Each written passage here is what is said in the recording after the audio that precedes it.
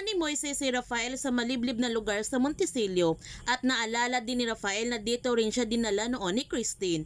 Ligtas si Moises sa lugar na ito dahil ang mga taong naninirahan dito ay galit sa pamilya Sagrado. Nagtanong si Moises kay Rafael kung nakita na ba niya ang lugar na ito, mga taong naninirahan sa lugar na ito, at ang mga bahay, mga bata. Napakadami ang naghihirap sa lugar na ito habang sila ay nagpapakayaman ng husto. Napakadami ang galit sa kanya at mas dadami pa sila kapag nalaman nila ang kasalanan nilang mag-ama.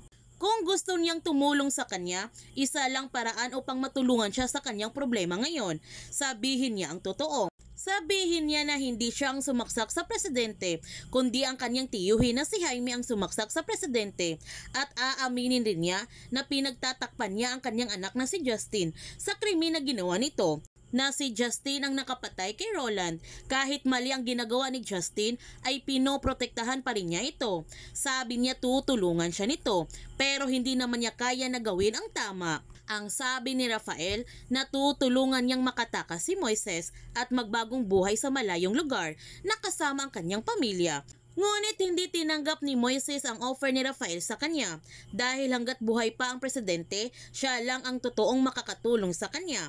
Sabi ni Rafael na sumama na nga siya dito, hindi pa rin ba ito magtitiwala sa kanya? Naintindihan niya si Moises na hindi ito magtitiwala sa kanya kaagad, pero isipin niya ang kanyang pamilya, isipin niya ang kaligtasan ng kanyang pamilya.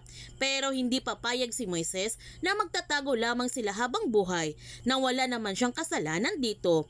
Isa siyang inosente at sana sabihin niya ang totoo dahil yun lamang ang makakatulong sa kanya. Habang si Mercedes, natatakot siya na ma-identify nila ang totoong pagkatao ng Kalansay. Sinabihan ni Jaime si Mercedes na huwag itong mag-alala dahil kakausapin niya si General Arevalo upang ilipat ang Kalansay ni Christine sa agent na hawak niya para hindi mailantad sa publiko ang totoong katauhan ng Kalansay na ito. Samantala, sinisimulan na nga ng mga investigador na kilalanin ang Kalansay at natukoy nga nila na isa itong babae at posibleng bagong panganak o buntis ang biktima. Higit sa lahat, pakiramdam nila na hindi ito taga rito, kaya kailangan nila ngayon ng mas malalim na investigasyon upang makilala nila kung sino itong Kalansay. Noong aalis na sana si Rafael sa lugar, naalala niya tuloy si Christine. Bumalik ang lahat sa kanyang isip kung paano sila nagkakilala sa isa't isa ni Christine at kung gaano ito kasipag at mabait sa kanya. Noong nagtatrabaho ito sa kanya noon bilang sekretarya, hanggang nahulog na siya ng tuluyan kay Christine dahil sa kabaitan na taglay ng dalaga. Ipinaalam kaagad ni Rafael kay Divine ang kanyang binabalak para kay Moises na gawa nila ito ng bagong identity upang makapagsimula ito ng panibagong buhay. Katulad ng kanilang ginawa noon kay Lucas Luciano. Pinatakas nila ito papuntang Thailand. Nagtanong si Divine kay Rafael kung pumayag na ba si Moises rito. Ang sagot ni Rafael, well, he has no choice. Handa naman tumulong si Divine kay Rafael para magtagumpay ito sa kanyang pagtakas ni Moises sa lugar na ito upang hindi na ito sasaktan si Moises ni Jaime. Sinabihan ni Rafael si Divine na top secret muna nila ito.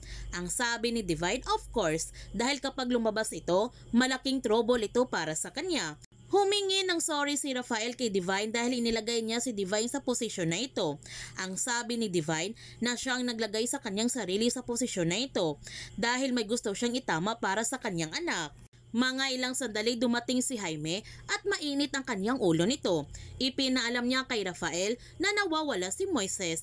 He is supposed to be dead. May inutusan siya sa loob ng kulungan na ipatumba nila si Moises. But now this. Nagmaang-maanga naman si Rafael na nagulat siya sa kanyang nalaman at nagtanong siya kay Jaime na may inutusan ba siyang patayin si Moises. Ang sagot ni Jaime, oo, para sa katahimikan nilang lahat. But then again, he thought na patay na ito. Pero may biglang report na lumabas na ang sabi na nawawala si Moises. Ang sabi ni Divine na baka patay na ito si Moises. Ang sabi ni Jaime na wala siyang nakita na bangkay ni Moises. Sinabihan ni Rafael si Jaime na baka patay na talaga si Moises. Ang sabi ni Jaime na sana nga. Pero may kutob siya na buhay ito si Moises at baka napunta na ito sa kanilang kalaban sa politika. Gagamitin nila si Moises upang sirain sila nito. Kaya huwag natin palalapasin ang kapanapanabik na mga tagpo sa Pamilya Sagrado.